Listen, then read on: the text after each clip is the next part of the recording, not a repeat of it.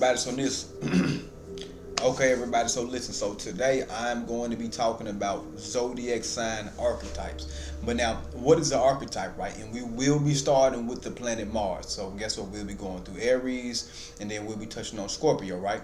So now I'm gonna put these two together, but the next ones they are going to be separate. So now, what is an archetype in and of itself? It's basically a very primary example of something, right?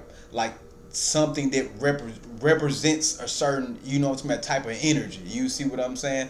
I'll give you an example. Like we doing Aries today, right? Aries, we already know that's like a fiery sign, very aggressive. But what is an archetypical energy of Aries? So the archetype of Aries, what could best represent it is like a soldier. You see what I'm saying? It's like a soldier, somebody who's into fitness, somebody who's into firefighting, all the type of stuff, right? So that's kind of what a zodiacal archetype is, right? But now we are about to discuss like what your ass really need to be understanding about it, right? So now I study tropical astrology and Vedic astrology and Chinese astrology, but my primary astrology to go to is going to be Vedic sidereal astrology. I'm talking about clear. I'm talking about all the way.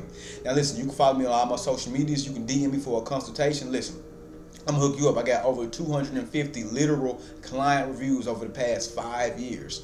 So now let's go ahead and get into it, right? So now, when we're talking about Aries and Scorpio, so now what planet controls over Aries and Scorpio? It's going to be what? Mars. Mars is the planet of action. Mars is the planet of aggression, war, all that. That's what Mars is about. Mars is about getting on people's heads sometimes. Mars is about getting on your ass. Mars is very much about aggression, assertiveness, like being very firm and being very, very, very direct, right? So now what you have to understand is that look at the polarity basis of the planet Mars. So Mars has what? The polarity of positive, which is what Aries. The more outwardly you see one, the more outwardly focused sign, right? Then it has what?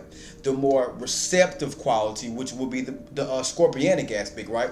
So let's break this down. So now when we're talking about like the Aries archetype, we looking at that shit from a more outward masculine perspective, right? Because that's what the sign is actually, that's what the sign is and what it's based off of, right? So now check this out. Aries energy in and of itself, you could well, before we jump into that, what is the primary importance of understanding this, right? So you can see how this shit is playing out in real life, because astrology is bigger than just the birth charts. So when you see Aries energy, it's not just a person you know, or your ex you hate or something like that, or your son. It's none of that.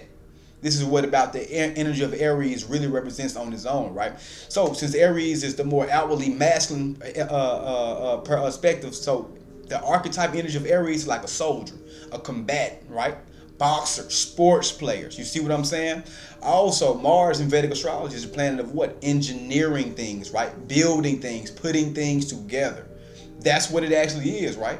So what you have to understand is this, is that the Aries energy in and of itself is very much a get up and going to go do type of zodiac sign, right? Because it's ruled by Mars, and Mars is the planet of actions, right? But now the actions are focused on more of an outward base, right? That's why you can see Aries people doing like a lot of like erratic shit sometimes. Like people with strong Aries energy, like the true archetype. Oh yeah, they not finna play, because they're very fiery and they can be very, very combative.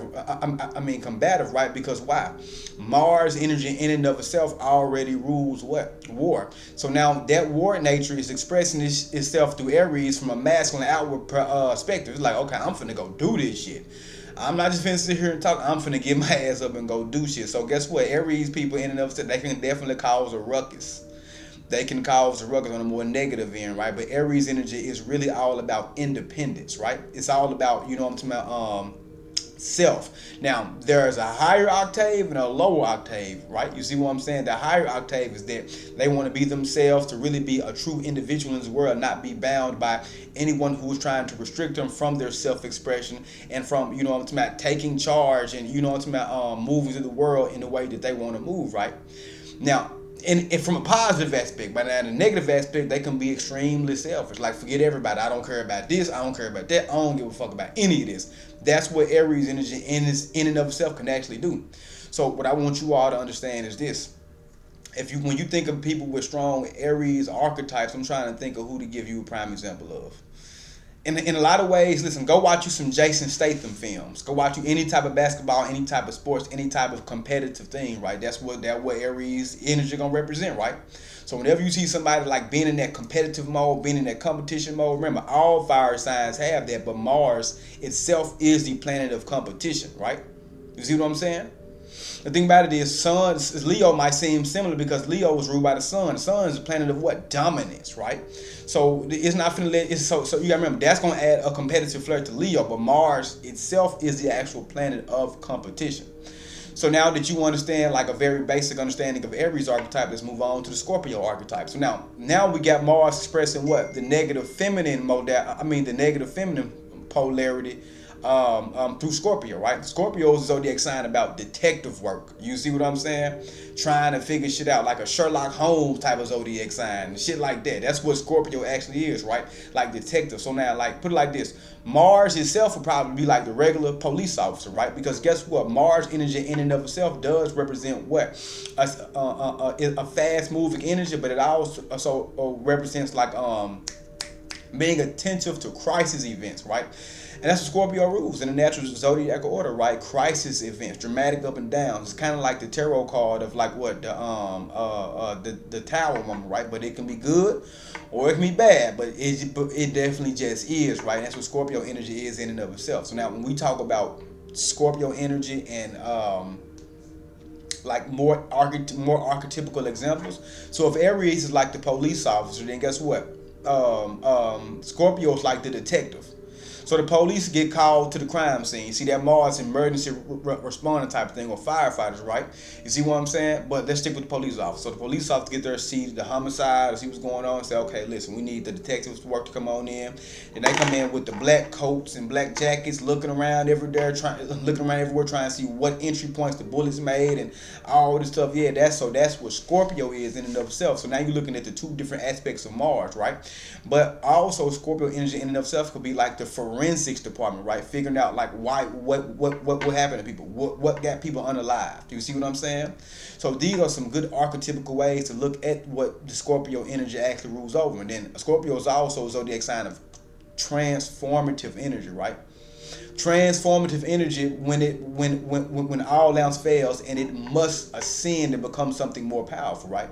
That's what Scorpio energy is in and of itself. So what I tell you about Mars? Mars got a competitive spirit so bad that even if you defeat it, it feel like it got to come back from the underworld, because Scorpio is a very underworld zodiac sign, right? So negative traits of Scorpio can be like mob bosses, underworld mob bosses, crime syndicates, shit like that, right? Just from what Scorpio rules over, because you got to remember it's hidden resources, hidden wealth. We already know a lot of these mob bosses, they get into the business, they get into the field, and they be like, okay, listen, we got all this drug and dope money. We got to like make this shit look more clean and real, like Power, like Ghost from Power was a prime example of that. Ghost from Power was a prime example of that. So yeah, I'm just giving you all real world practical ways to look at these zodiac signs so you will be able to really understand. And also, Scorpio is very much a healer as well, right? It's very, very intuitive, right? That's what Scorpio, but it's a sharp intuition.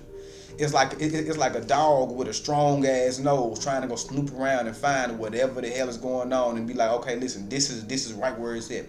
So Scorpio is very snooping. I always remember that, right? So yeah, but this was just a very basic analysis of what like the zodiac signs they self actually represent from the Mars. It's a very simplified aspect, right? So it can give you a better understanding that when you out in the real world, what you can actually see. But other than that, y'all, listen, y'all already know, listen, come and follow me, like, subscribe. Y'all see all my social medias right there. Listen, come holler at me. Want to book a birth chart reading session with me? Please come holler at me. Y'all know I'm gonna hook you up. But other than that, I will holler at y'all later, man. Peace.